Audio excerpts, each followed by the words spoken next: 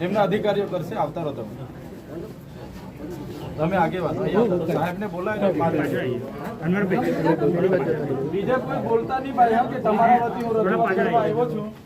તમે મને આગેવાન તરીકે બોલાવ્યો છે તો હું રજૂઆત કરીશ તમારી બધી.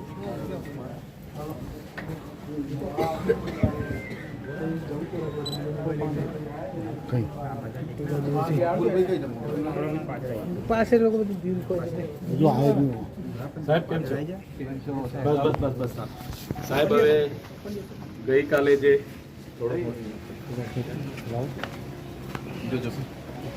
ગઈકાલે જે આપણે હાડોદમાં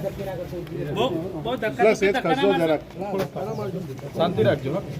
ગઈકાલે જે હાડોદમાં ખેડૂત સાથે જીનના માલિક અને એમના જે મજદૂર હતા એમણે જે બનાવ બન્યો, આપ તો બધી બનાવથી વાકેફ હતો.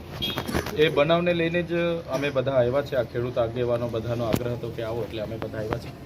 હવે સાહેબ આ તો એકવાર પહેલી વાર બહાર આવ્યું છે. એના પહેલાં પણ આમાંથી અનેક આગેવાનો સાથે આ જીનના માલિકે આવો વ્યવહાર કર્યો છે. બીજું કે સીસીઆઈ અહીંયા ખરીદી કરવા માટેનું આખું સેન્ટર ઊભું કર્યું છે. અહીંના એક નિલેશભાઈ કરીને આખું હેન્ડલ કરે છે. પણ તમામ ખેડૂતો પર જે કપાસ લેવામાં આવે છે સીસીઆઈના ભાવ પ્રમાણે નથી લેવામાં આવતો, વેપારી ભાવ પ્રમાણે. આ લોકો 7,000માં લે છે અને સીસીઆઈનો ભાવ સરકારે 7,470 રૂપિયા પાડ્યો છે. તો સીધા 470 રૂપિયાની આ લોકોને ખોટ જાય છે ક્વિન્ટલ પર. એટલે કાલે પેલા ખેડૂતે બિચારા, તો તમે જાણો છો આખું વર્ષ મહેનત કરી હોય તો લાગણી હોય કે ભાઈ મારામાંથી 100 રૂપિયા તમે નહીં કાપો. એ ભાઈએ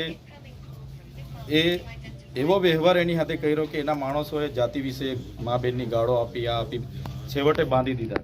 એના વિડીયો તમે જો બાંધીને, એટલે આ ગુજરાતમાં અમને તો એવું લાગે છે કે કોઈ કાયદા વ્યવસ્થાની આ લોકોને ડર જ નથી. તો જ આટલી બધી હિંમત થાય ને બાંધ્યો. પહેલાં ભાઈએ કીધું કે 500 લોકોમાં મને માર્યા, એટલે એ ભાઈ કીધું કે મેં દવા બી પીધી છે, છતાં આ લોકોએ જરા પણ રહેમ રાખ્યા વગર મારતા રહ્યા. એ તો સારું કે બીજા ખેડૂત આગેવાનો ત્યાં હતા, એમણે છોડાવ્યા, પછી દવાખાને લઈ ગયા અને પછી હમણાં એ પ્રમુખ સ્વામી હોસ્પિટલ ડભોઈ ખાતે છે. અમે તેની મુલાકાત લઈને આવ્યા છે, ડૉક્ટર સાથે પણ વાત કરી છે.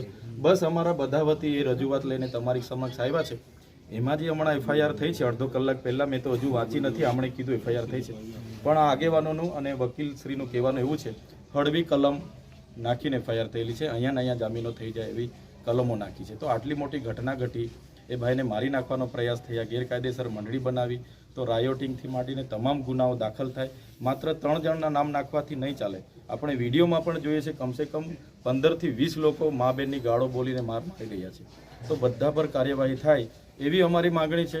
અગર કાર્યવાહી નહીં થશે તો દિન 5 પછી અમે એ જીનની સામે જ ખૂબ મોટું આંદોલન કરીશું. સરકાર પરમિશન આપે નહીં આપે એ સરકારની વાત છે. અમે આજે પણ સંવાદમાં માનીએ છીએ, સંવિધાનમાં માનીએ છીએ, એટલે તમારા પર શાંતિથી રજૂઆત કરવા માટે આવ્યા છે. એટલે તમે આમાં સપ્લિમેન્ટરી જેના પણ નામો દાખલ થાય તપાસ કરીને દાખલ કરાવો. જે પણ કલમો હજુ પણ દાખલ થતી હોય સંપૂર્ણ દાખલ કરાવો અને ખેડૂતને ન્યાય મળે, એ જ અમારી આપશ્રી પર માગણી છે. हमारी तपास जारी है. जैसे जैसे नाम खुलते हैं, जैसे जैसे हमारे सामने बनाव का किस्सा आता जाता है कि कितने लोग थे, ज़्यादा लोग होते हैं तो राइटिंग का गुनाह दर्ज करना है, तो वो भी करेंगे हम लोग.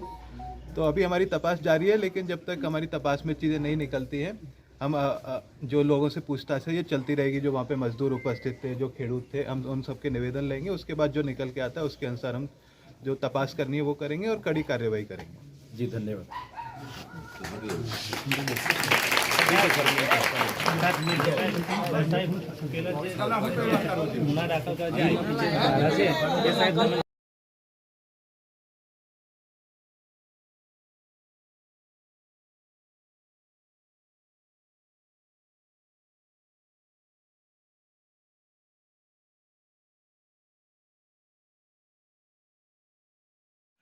છોટાઉદેપુર સહિત રાજ્ય, દેશ અને દુનિયાના સમાચાર જોવા માટે સબસ્ક્રાઈબ કરો તીર સમાચાર અને બેલ આઇકોન જરૂર દબાવો.